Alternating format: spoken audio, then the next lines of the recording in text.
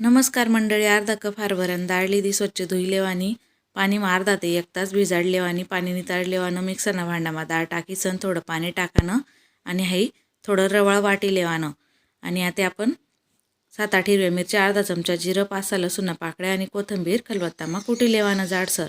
गॅसवर कढई ठेवानी 2-3 पळी तेल टाकानं, अर्धा चमचा मोहरी, अर्धा चमचा जिरं, 5-6 लसूण पाकळ्या बारीक कापीसन टाक्यात मिरचीना ठेचा टाकीसन परताई लेवाना. 8-10 कढीपत्ता पानं, पाव चमचा हिंग परताई लेवाना. 1 मोठा कांदा बारीक कापीसन तो टाकीसन तो भी परताई लेवाना. पाव चमचा हळद टाकानी मिक्स करानं आणि आपण जे डाळ वाटेल होतं ते टाकी लेवाना. आता थोडं थोडं पाणी टाकानं.